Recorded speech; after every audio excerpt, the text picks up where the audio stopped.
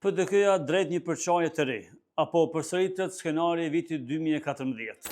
Jakupovski. Po si thot pak atë për këtë komisionin për media.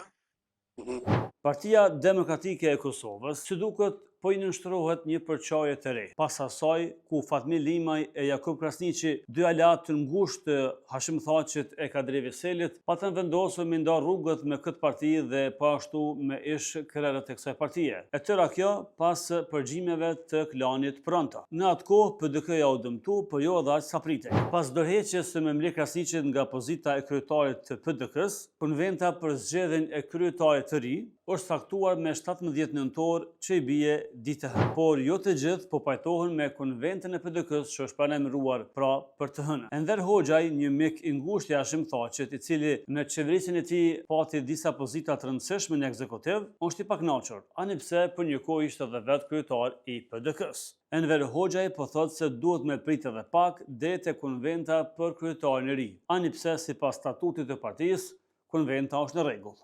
Vlora Qitaku, sekretare PDK-s, po ashtu e cila në kohën e Hashim Thaqit kishte pozita e pushtet në parti, i është përgjigjur Enver Hoxhaj. PDK-ja ka nevojë për drejtim të ri, jo për skema të vjetra, ka nevojë për vizion të ri, jo për ndrim rolesh.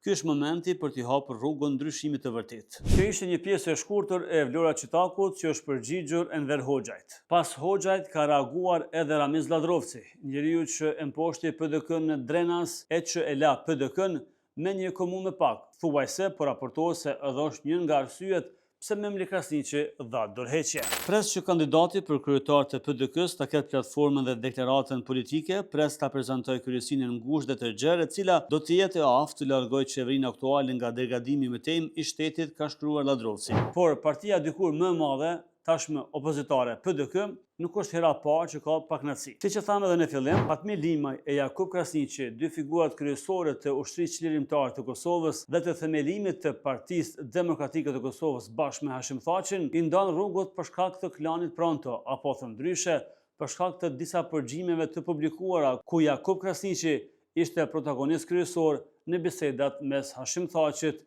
Samir Shtakut e Adem Grabovcit. Po një gjë është shumë e sigurt. Ndikimi i Jakub Krasniqit e Fatmir Limajt ka qenë dhe mbetet shumë i madh se sa i disa figurave tashmë brenda PDK-s si Enver Hoxhaj e Ramiz Ladrovci. A do të ketë një përçarje të re brenda PDK-s? A do dëmtohet edhe më shumë PDK-ja pa dy figurat kryesore si Hashim Thaçi e Kadri Veseli? Mbetet të shihet pas konventës së partisë që do të mbahet me 17 nëntor ditë hënë.